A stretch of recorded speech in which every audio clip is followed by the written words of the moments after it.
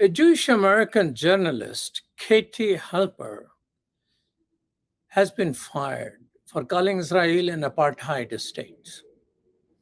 That's it. The Hill is the name of the paper I have seen here and there in Washington, D.C., more in political circles. Other people have been reporting and talking about Israel being apartheid. What happened to Katie Halper? We have with us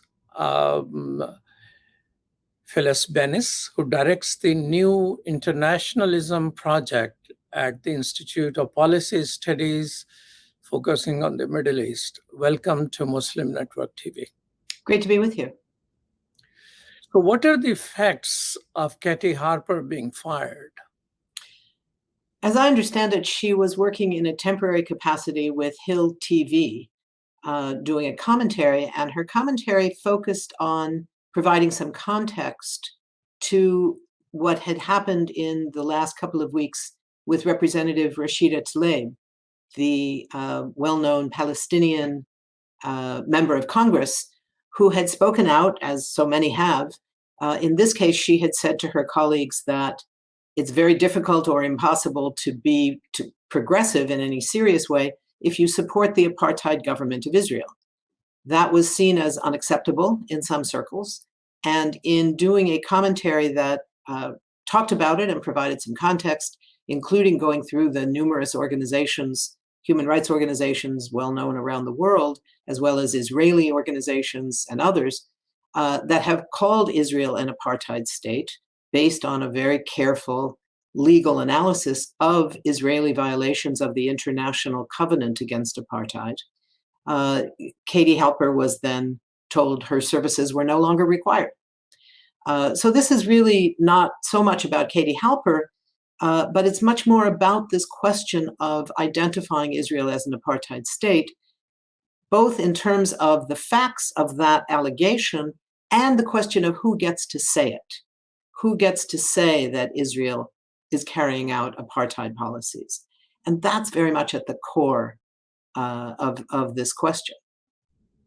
I have seen in New York Times have several reports about that particular one. So this question which you're raising, who get to say it?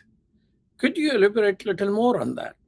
Sure. The allegations of Israel as an apartheid state is a long-standing issue. This is something that South African analysts and South African leaders, from Nelson Mandela to Archbishop Desmond Tutu and a host of others, have said for many years, mimicking what Palestinians themselves have said, that the system that applies to Palestinians in territories controlled by Israel, inside Israel itself, in the 1948 territories, in the occupied West Bank, Gaza Strip, and occupied East Jerusalem, for the refugees, that the distinction between how Israeli Jews are treated and how Palestinians are treated in those territories violates the conditions, violates the terms of the International Covenant against Apartheid.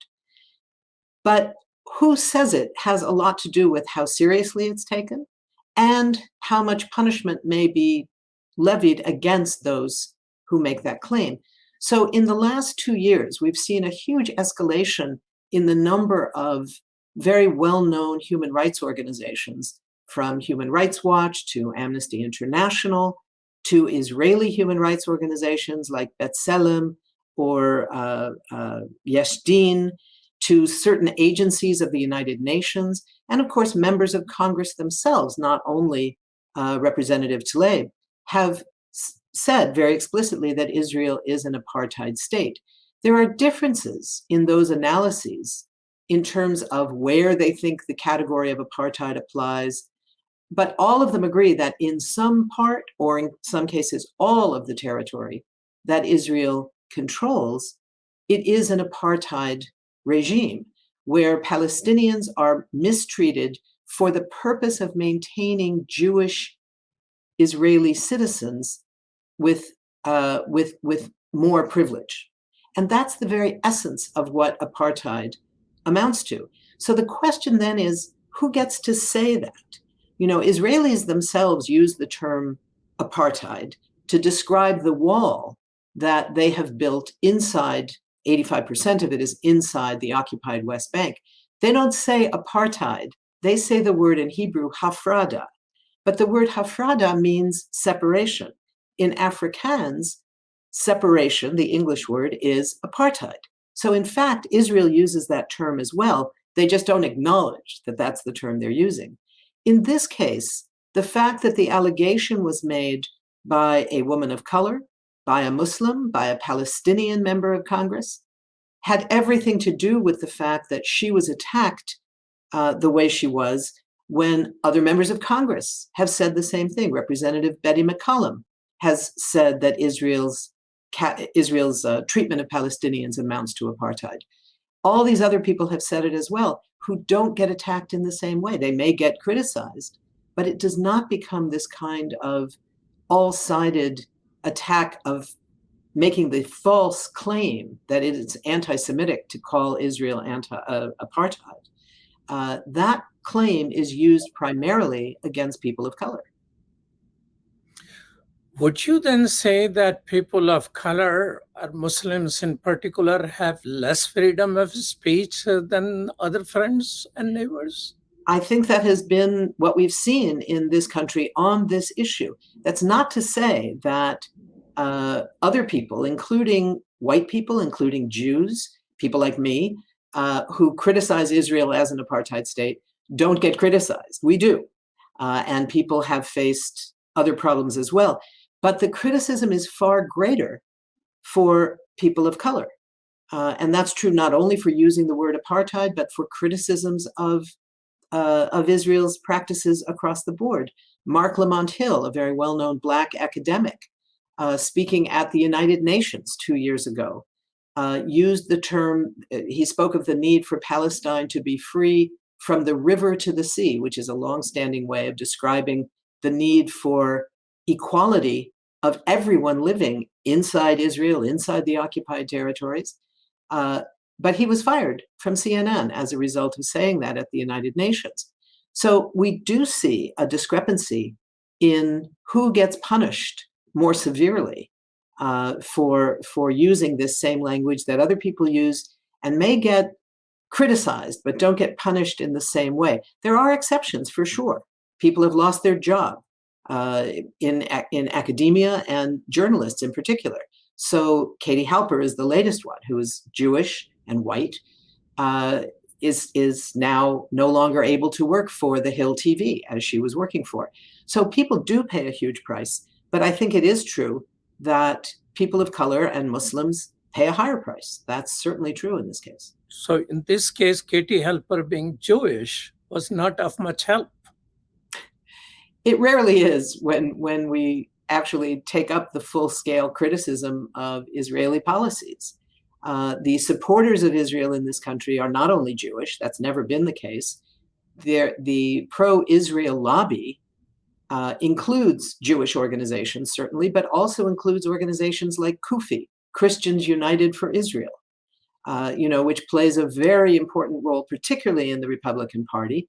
What we are looking at now is a moment of incredible shifting of the discourse around Israel and Palestine. And Malik, some of this is emerging now in new polls that have come out that indicate, for example, 25% now of American Jews believe that Israel is an apartheid state. 22% of them believe that Israel is carrying out a genocide against Palestinians. That's a huge shift in public opinion. When I was a Jewish kid growing up in California, there were no organizations like Jewish Voice for Peace that explicitly is based on support for Palestinian rights. That wasn't an option. Today, we're seeing among young Jews, people are flocking to those kinds of organizations. We're seeing that support for Israel has become a very sectarian, partisan issue, where overwhelmingly more Republicans support Israel than do Democrats. That doesn't mean that Democrats are all out there supporting Palestinian rights, far from it. But it does mean that when you look at the polls as a snapshot of, of changing positions, changing opinions, you see a really massive shift that's underway. And it's primarily visible among Democrats of color, young Democrats, and Jewish Democrats themselves.